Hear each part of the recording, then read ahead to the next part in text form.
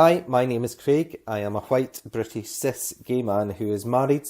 I'm in my mid-30s and I live in central Scotland. So why did we want to adopt?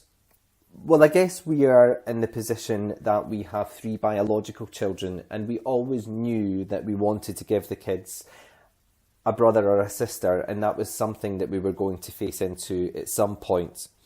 When we explored the options available to us, initially we were going down the surrogacy route, and we had met with agencies and charities in order to explore the options available to us. But as time progressed, we just seen that more and more LGBT couples were going down the adoption route, and it was lovely to see their families grow and develop. So it just made us reflect on our options and then start exploring adoption as a real option for us. Following Adoption Week about 2 years ago, we had a discussion with Adoption UK, and Adoption UK were a great source of information for us, and really explained that we could go through our local authority, or we could work with one of the private agencies in and around our area.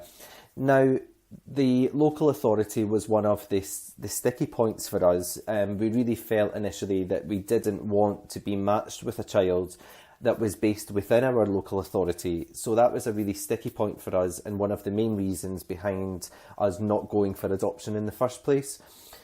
But by working with private agencies and the fact that they could tap into all of the local authorities across the country, that became really appealing to us. And as a result, we then picked up the phone and started having some discussions with some private agencies to establish what they had on offer, and how we would work with them, really. And as a result of those discussions, we then made a decision to go with one of the private agencies based out of central Edinburgh. And one of the reasons that we really chose that agency was because of the level of post-adoption support and care that was provided, not only for us as new adopters, but also for our son and daughter as they matured and grew up. Now, for us, I think the best part about the entire process, the preparation groups were fantastic. We felt that we got a great source of information from them.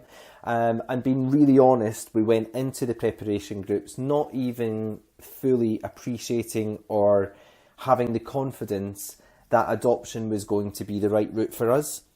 We wanted to go into it and take one step at a time and use the preparation groups as a source of information to enable us to make an informed choice on whether adoption was going to be the right route for us. But it was absolutely fantastic, and I think every week that passed, we just felt more motivated and more inspired by the role of an adoptive parent and what that would mean for us as we moved forward. But I think when we moved into the home study stage, that was probably the best bit for us.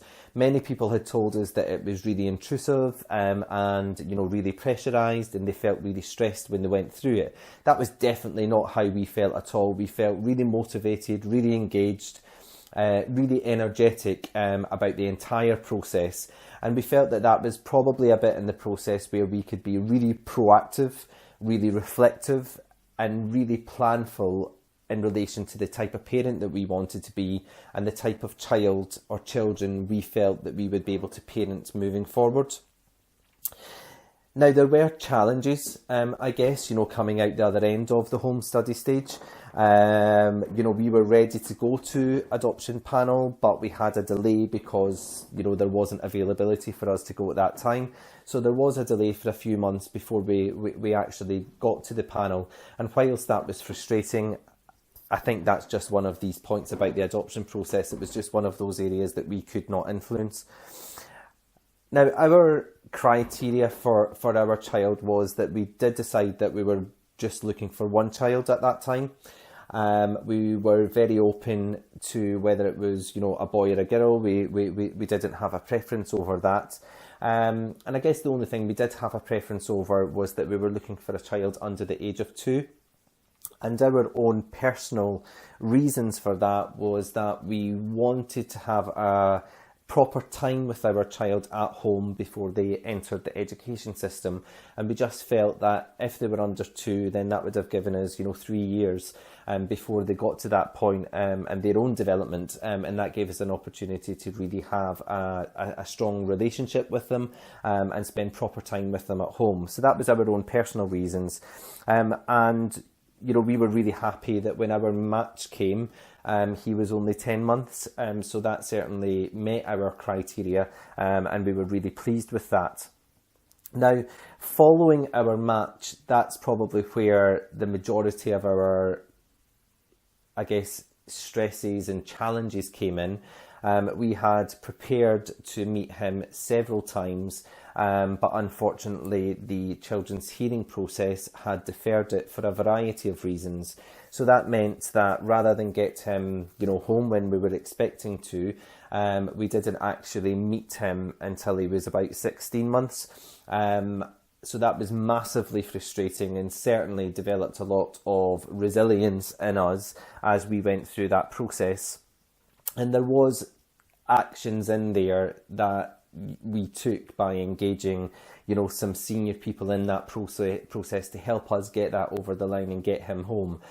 So there was definitely actions that we had to take over and above, the standard process to try and get through that.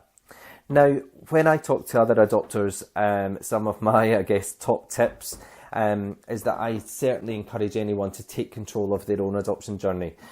We can't expect the home support worker or your own social worker to guide you through every single step of the process. I think, you need to take control of that in order to fully understand the current situation that your child's in, appreciate what stage they are at the legal process, identify and understand the consequences of that and what that means for you to enable you to make the right decision and the right choices at the right time. Now, the home support worker and the social workers are absolutely there to provide all of that support, but I definitely encourage people to take control of that, of your own journey, to make it much easier, simpler and enjoyable, I think, from your perspective. The other bit for me is about the uncertainty. We were, prepped about uncertainty all the way throughout the journey, but I think my interpretation of that uncertainty was always in relation to the child.